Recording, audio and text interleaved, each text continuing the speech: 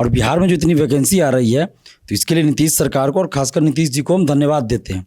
लेकिन इसका फ़ायदा जितना मिलना चाहिए था बिहारियों को उतना नहीं मिल पा रहा है। इसके लिए दोषी कौन है? सरकार के कुछ अधिकारी दोषी हैं जो सही से काम नहीं कर रहे हैं और सरकार के सामने, मुख्यमंत्री जी के सामने गलत डाटा पेश करते रहते हैं।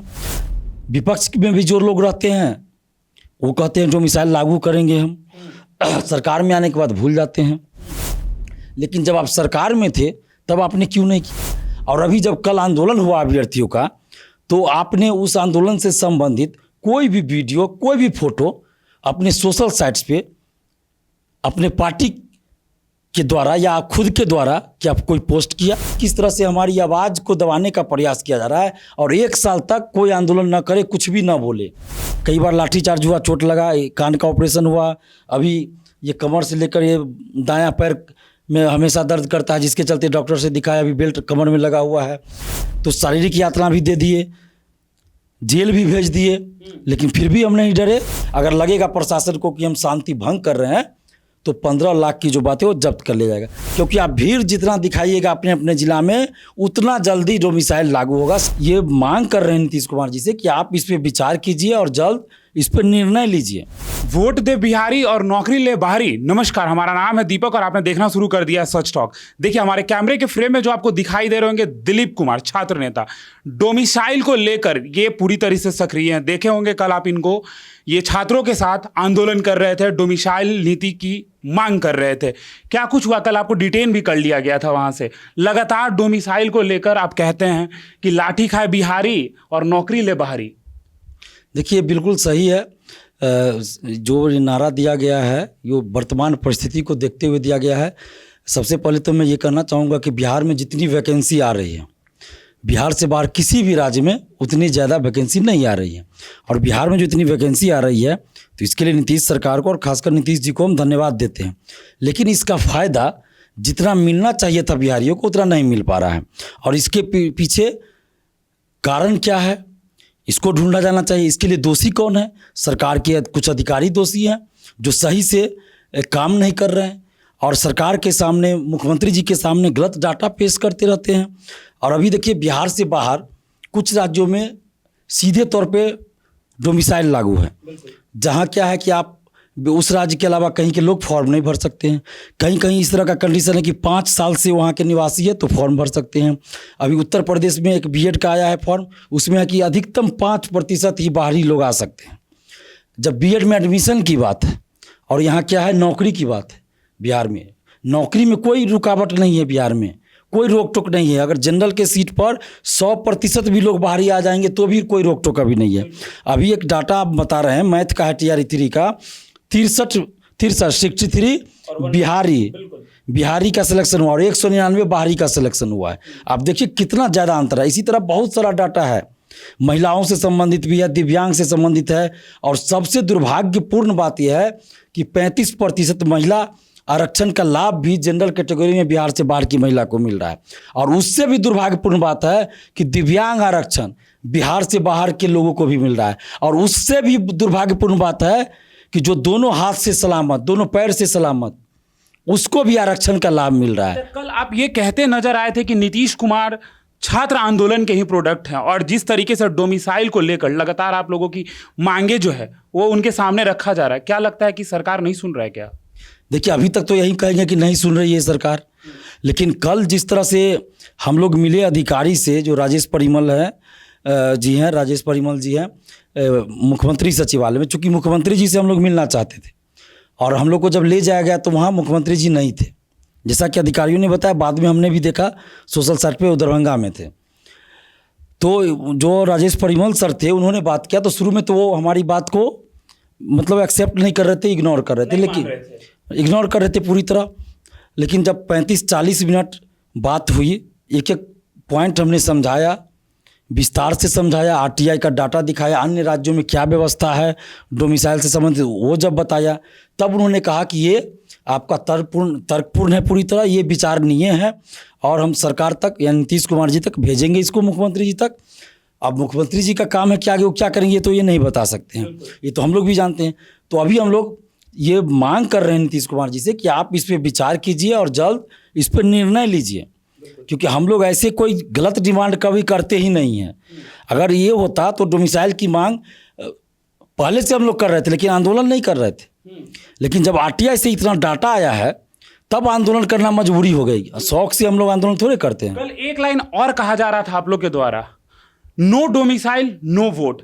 क्या कहीं ना कहीं इस चीज को राजनीति से कनेक्ट किया जाएगा? अगर 2025 है, विधानसभा चुनाव भी है, चुनाव होने हैं बिहार में, तो कैसे कनेक्ट करिएगा क्या आप लोग इसको? देखिए, यहाँ डोमिसाइल लागू होगा तो वो राजनीतिक फैसला ही लेना पड़ेगा ना सरकार को, मतलब सरकार के द्वारा लिया जाएगा। तो राजनीतिक पार्टी ही सरकार चलाती है और वो चुनाव जीत के आती है। तो चुनाव में अगर हम वोट दे रहे हैं और आप हमारे साथ अन्याय होता देख रहे हैं तो फिर आपको वोट क्यों देंगे? और मान लीजिए सरकार को हम वोट नहीं दें तो विपक्ष को भी वोट क्यों दें? ये भी बात होता है ना कि विपक्ष को वोट क्यों दें? विपक्ष में भी जो लोग रहते हैं वो कहते हैं डोमिसाइल लागू करेंगे हम, सरकार में आने के बाद भूल जाते हैं। अभी आप देखिए, जितने लोग विपक्ष में हैं सभी बोल रहे हैं हम डोमिसाइल लागू करेंगे। जो अभी सरकार में है वो भी जब विपक्ष में थे तो कह रहे थे डोमिसाइल लागू होना चाहिए। सभी की बात हम कर रहे हैं। अभी मान लीजिए जो विपक्ष में, अभी तो सरकार के लोग बोलेंगे नहीं, जो विपक्ष में वो बोल रहे हैं कि डोमिसाइल हम लागू करेंगे सरकार में आने के बाद। ठीक है, मान लेते हैं आप लागू कर रहे हैं तो लागू करेंगे, लेकिन जब आप सरकार में थे तब आपने क्यों नहीं किया? और अभी जब कल आंदोलन हुआ अभ्यर्थियों का तो आपने उस आंदोलन से संबंधित कोई भी वीडियो, कोई भी फोटो अपने सोशल साइट्स पे अपने पार्टी के द्वारा या खुद के द्वारा क्या कोई पोस्ट किया? आज अखबारों में खबर छपी, क्या कोई भी पेपर कटिंग आपने पोस्ट किया? अगर कहीं पे एक कलम भी चोरी हो जाए, एक पेन भी चोरी हो जाए और अखबार में छप जाए तो वो अखबार का पेपर कटिंग आप पोस्ट कीजिएगा सरकार के अगेंस्ट और दिखाइएगा कि देखिए बिहार में कैसी सरकार है। लेकिन जब इतना बड़ा आंदोलन हुआ और अभी तक मैंने जितना आंदोलन दिखा है 20-25 साल में, उसमें सबसे ज्यादा भागीदारी महिलाओं की कल थी। अच्छा, लगातार ये भी आरोप लगाया जाता है कि बिहार में अफसरशाही की सरकार है, क्या कुछ कहिएगा इस पे? ये बिल्कुल सही है। मतलब मानते हैं, मतलब बिल्कुल मानते हैं कि अफसरशाही की सरकार बिल्कुल अफसरशाही हावी है, ये अफसरशाही हावी है। और यही वजह है कि नीतीश कुमार जी के सामने सही डाटा प्रस्तुत करते ही नहीं है अधिकारी। जब ये आता है कि कितना बाहरी का सिलेक्शन हुआ, कितना बिहारी का, तो ये लोग क्या चालाकी करते हैं इनके अधिकारी, SC, OBC, जनरल कैटेगरी सबका डाटा मिक्स कर देते हैं। अरे भाई, आप किसको ये बेवकूफ़ बनाना चाह रहे हैं? SC और OBC कैटेगरी तो रिजर्व है ना, तो उसमें बिहार से बाहर के लोग आएंगे नहीं। तो आप उसका डाटा जनरल के साथ क्यों जोड़ रहे हैं? आप ये ना दिखाइए कि जनरल कैटेगरी में बिहार के लोगों का कितना सिलेक्शन हुआ और बिहार से बाहर के लोगों का कितना सिलेक्शन हुआ, क्योंकि जनरल कैटेगरी में ना बिहार के बाहर के लोग आएंगे, बिहार से बाहर के लोग आएंगे। लेकिन ये लोग डाटा कैसे दिखाते हैं? जोड़ देंगे शुरू से लेकर आज तक, मैंने SC, BC1, BC2, जनरल सबको मिक्स कर देंगे डाटा और दिखाएंगे कि देखिए इतना बाहरी हुआ, इतना बिहारी हुआ, सबसे ज़्यादा तो बिहारी का ही सिलेक्शन हुआ। मतलब इस तरह का ये जादूगरी दिखाते हैं। अच्छा, लगातार पुलिस के द्वारा आपको डिटेन किया जाता है, आप बेउर जेल में भी थे, तो डर नहीं लगता है दिलीप को इन चीज़ों को लेकर जब छात्रों के साथ आंदोलन करते हैं? तो देखिए, डर किस बात का लगेगा? जब हम आंदोलन में आए थे तो उसी समय हमने सोच लिया था कि जब हम आंदोलन करेंगे तो ये सब चीज़ हमको भुगतना पड़ेगा। सरकार के द्वारा हमें प्रताड़ित किया जाएगा, पुलिस के द्वारा प्रताड़ित किया जाएगा और कई तरह से प्रताड़ित किया जाएगा, शारीरिक, मानसिक, आर्थिक। शारीरिक भी कर लिए, कई बार लाठीचार्ज हुआ, चोट लगा, कान का ऑपरेशन हुआ, अभी ये कमर से लेकर ये दायां पैर में हमेशा दर्द करता है, जिसके चलते डॉक्टर से दिखाया, अभी बेल्ट कमर में लगा हुआ है। तो शारीरिक यातना भी दे दिए, जेल भी भेज दिए, लेकिन फिर भी हम नहीं डरे। तो अब आर्थिक प्रताड़ना दे रहे हैं। 5 लाख रुपया कैश और 5-5 लाख रुपया का 2 बॉन्ड जमा करने की बात हो रही है। अभी आज भी SDM कोर्ट, पटना सदर SDM कोर्ट में हम गए थे, 20 मई को भी गए थे, आज भी सुनवाई नहीं हुई। अब 24 जून को डेट दे दिया गया है। तो इस तरह से आप सोचिए कि किस तरह से हमारी आवाज़ को दबाने का प्रयास किया जा रहा है और 1 साल तक कोई आंदोलन न करे, कुछ भी ना बोले, ऐसी बात कही। अगर कुछ बोलेंगे आंदोलन करेंगे, कुछ बोलने का मतलब सरकार के अगेंस्ट। अगर लगेगा प्रशासन को कि हम शांति भंग कर रहे हैं तो 15 लाख की जो बात है वो जब्त कर लिया जाएगा। मतलब हम कल को ये भी कहे कि अनुच्छेद 19 में ये दिया गया, हमें मौलिक अधिकार दिया गया है संविधान में, अभिव्यक्ति की आज़ादी है, अभिव्यक्ति की स्वतंत्रता है, तो उस पर भी सरकार को लगा कि ये तो शांति भंग कर रहा है, तो हमारा 15 लाख जब्त कर लेगा। देखिए, स्वतंत्रता की आप बात कर रहे हैं, जब हमने आपको कॉल लगाया तो आपके रिंगटोन में बज रहा था देशभक्ति की गाना थी, वतन को लेकर गाना था। क्या दिलीप जो भगत सिंह के रास्ते पे चलना चाहते हैं? देखिए, हमारे जो आदर्श हैं, भगत सिंह जी हैं, चंद्रशेखर आज़ाद जी हैं, गांधी जी हैं, सरदार वल्लभ भाई पटेल, जितने भी स्वतंत्रता सेनानी हैं वो सभी हमारे आदर्श हैं। और हर जो क्रांतिकारी थे, जो आंदोलनकारी नेता थे, उन सब में जो जो चीज़ हमें लगता है कि वर्तमान परिस्थिति में हम लागू कर सकते हैं, अपने जीवन में ला सकते हैं, वो हम लाने का प्रयास करते हैं। हालांकि उतना जितना उन लोगों में था उसका 1% भी नहीं ला सकते हैं हम, लेकिन प्रयास हमारा जारी है कि हम उनकी राहों पे चले और कहीं से भी बेईमानी, ये लूट खसोट, इस सब में कहीं से दूर दूर तक हमारा कोई संबंध ना रहे। चलिए, आखिरी का 2 सवाल और लेंगे। सबसे पहला ये बताइए कि डोमिसाइल नीति अगर लागू नहीं होती है तो अगला कदम क्या होगा आपका? देखिए, हम लोग अभी 7 दिन तक इंतजार करेंगे, सरकार की तरफ से कोई इस पर निर्णय लिया जाए। अगर सरकार के द्वारा कोई इस पर निर्णय नहीं लिया जाता है तो हम लोग फिर से आंदोलन की शुरुआत करेंगे।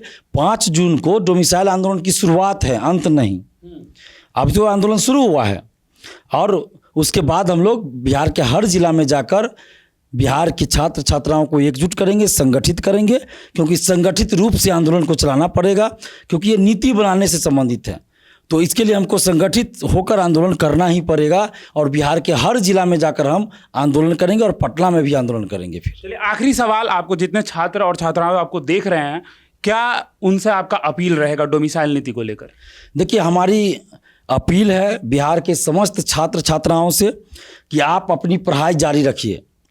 किसी भी परिस्थिति में आपका पढ़ाई डिस्टर्ब नहीं होना चाहिए, क्योंकि हम जब भी आंदोलन करते हैं हम हमेशा यही कहते हैं, पढ़ाई लड़ाई साथ साथ। लेकिन पढ़ाई के साथ साथ आपको लड़ाई भी लड़नी पड़ेगी, लेकिन इसके चलते हम ये नहीं कह रहे कि आप पढ़ाई छोड़ दीजिए, पढ़ाई आप करते रहिए। और जब ज़रूरत पड़े सड़क पे उतरने की, जब आंदोलन हो, तब आप शारीरिक रूप से वहाँ आइए। बाकी आप पढ़ाई करते रहिए और जिस जिस जिला में हम जाएंगे वहाँ आप अपने जब आपके ज़िला में हम जाएंगे और जहाँ बुलाएंगे वहाँ आप ज़रूर आइए, क्योंकि आप भीड़ जितना दिखाइएगा अपने अपने ज़िला में उतना जल्दी डोमिसाइल लागू होगा। सरकार पे उतना प्रेशर, बिल्कुल भागीदारी दीजिएगा तो सरकार पे प्रेशर बनेगा। और सरकार, चुनावी साल है, सबको पता है चुनावी साल है, और चुनावी मतलब वोट बैंक के लिए ही तो बहुत कुछ किया जाता है सरकार के द्वारा, पार्टियों के द्वारा। ये जो माई बहनी योजना, ये जो महिला आरक्षण, ये जो शराबबंदी, ये तो सबको पता है कि वोट बैंक के लिए हो रहा है भाई, वोट चाहिए उसके लिए हो रहा है। चलिए, तो आप देख रहे थे सच टॉक, क्या कुछ कहा है छात्र नेता दिलीप ने, आपने सुना है। तो ऐसे खबरों और अपडेट्स के लिए हमारे साथ बने रहें। धन्यवाद। सच टॉक का ये वीडियो आप लोगों को कैसा लगा कमेंट करके जरूर बताएं। साथ ही साथ अपने दोस्तों से शेयर करना इस वीडियो को ना भूलें। और हमारा 25 लाख का परिवार फेसबुक पे है, फॉलो बटन पे क्लिक करके जो है आप उससे जुड़ सकते हैं। यूट्यूब पे भी लगभग 25 लाख का परिवार है हमारा, उस पे भी जो है सब्सक्राइब बटन पे क्लिक करके आप जुड़ सकते हैं। साथ ही साथ इंस्टाग्राम और ट्विटर पे भी जो है आप फॉलो करना ना भूलें, तब जाके जो है आपको वीडियो का नोटिफिकेशन सबसे पहले मिलेगा। जय हिंद।